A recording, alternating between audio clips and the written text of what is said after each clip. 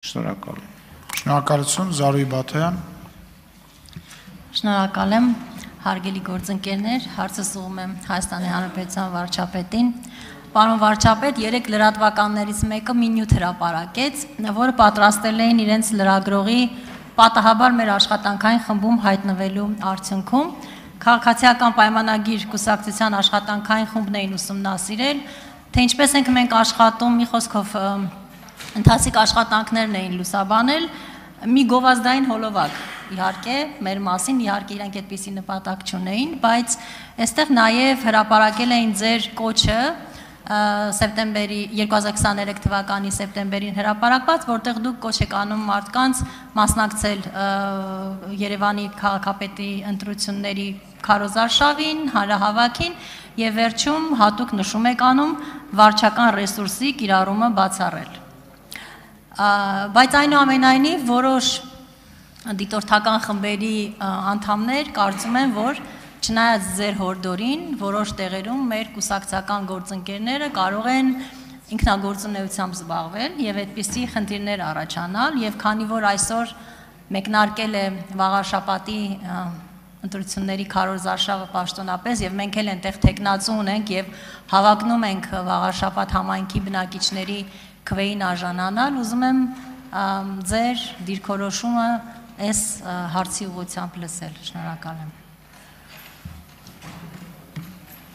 Իր դիրքորոշումը կհայտնի Հայաստանի Հանրապետության վարչապետ Նիկոլ Փաշինյանը։ Համեցեք, պարոն վարչապետ, խնդրեմ։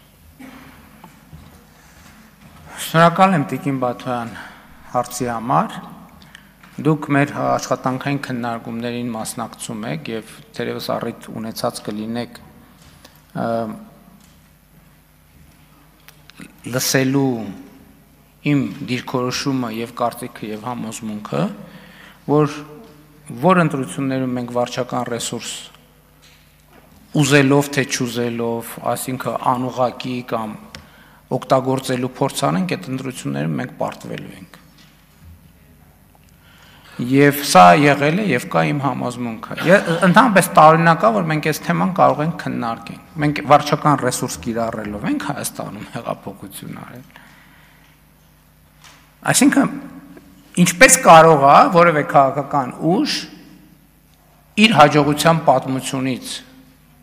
հրաժարվի, որ մտածի հազար ներողություն, այս ներկուսակցական թեմաները բերեցիք ազգային ժողովի ամբիոն, այս լավ չի։ Ինչպես այն քաղաքական ուժը, որի սեփական քաղաքական հաջողության պատմությունից հրաժարվի ու սկսի մտածել, որ կարող է Սերժի ու Ռոբերտի հաջողության պատմությունը ավելի հետաքրքիր է, այդ ինքնասպանություն է այդ քաղաքական ուժի համար եւ քաղաքական գործի համար։ Եվ սա իմ համոզմունքն է։ Ուզում եք իմանալ, շատ խոսվում ընտրություններում ինչ ոնց եւ այլն, որտեղ մենք այդ տրամաբանությամբ մտածենք, նույնիսկ չգործենք, որտեղ այդ տրամաբանությամբ մտածենք, այնտեղ միանշանակ պարտվելու ենք, ես որևէ կասկած չունեմ։ Իսկ որտեղ մնանք մեր արժեքների շրջանակում, մենք այնտեղ միանշանակ հաղթելու ենք։ Եվ ապացույցը 2021 թվականի խորհրդարանական ընտրությունները, որը ամբողջ միջազգային հանրության կողմից որակվեց որպես ազատ, մրցակցային եւ այլն եւ այդպես շարունակ։ Ոնց կարա որևէ քաղաքական ուժ կամ քաղաքական գործիչ իր հաջողության պատմությունը ասի դե երևի այդ իմ հաջողության պատմությունը այդքան էլ համոզիչ չի։ Գնանք հլտենանք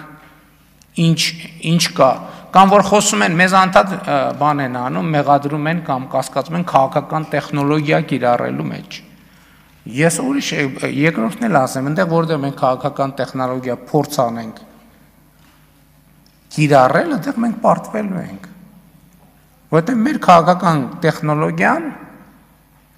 էմոցիանա, օրգանիկ կապն է ժողովրդի հետ եւ սերնա ժողովրդի նկատմամբ եւ մեր երկրի նկատմամբ։ Ինչ տեխնոլոգիա։ Տեխնոլոգիայով ինչ անենք, որ ինչը լինի։ Այսինքն ես կարծում եմ ձեզ համար ոչ մի նոր բան չասեցի։ Ես ուղղակի այնտեղ մի առիթով ուղղակի նաև այս ամեն ինչը գրել եմ, թեզեր եմ դարձրել, չհասցրեցի միջև ձեր հարցը ավարտվի, գտնեմ հետս բերեմ, բայց մի հարմար առիթով, բայց կուսակցական ժողովներին դա հրապարակել եմ այդ թեզերը։ Արձագանք։ Շնորհակալ եմ, պարոն վարչապետ, ինձ համար իհարկե նորություն չէ եւ ես կարծում եմ շատերի համար դա նորություն չէ, այն իմաստով, որ նույնիսկ փակ խմբում հայտնվելու պարագայում փորձում էին կապել իրար չկապելին, այսինքն գտնել բաներ, բայց հակառակի ապացույցներն էին գտել եւ նրա համար շատերը նաեւ կարծում էին, որ սա նույնիսկ հակառակը մեր PR տեխնոլոգիաներից մեկն է, այսինքն այս լրատվամիջոցի այս գործունեությունը ուղղված է հենց դրան, որ ապացուցի մեր սկզբունքներն ու արժեքները եւ այս իմաստով կարծում եմ, որ կարեւոր է հենց նաեւ այսօր սա վերահաստատելը, որովհետև նորից եմ կրկնում, մեկնարկել են Քարոզ Արշավը, մեկնարկել է եւ այստեղ մենք եւս մեկ անգամ մեր սկզբունքներին համապատասխան պիտի իրականացնենք դա քվեին արժանանալու համար մեր համայնքի։ Դե գիտեք, էտել եմ ուզում, այդքան հայտնի է, այդքան քննարկում են PR, բոլորն ասում են PR, այս բառը բոլորը գիտեն, բայց ինչպես ասենք հիմնականում չգիտեն մեր իրականության մեջ ճանաչել զիմաստություն եւ սխրատ ինչով է շարունակում, հենց էլ չգիտեն PR-ը ինչ է, PR-ը ինչ է, public relations, հանրային հարաբերություններ, այսինքն մենք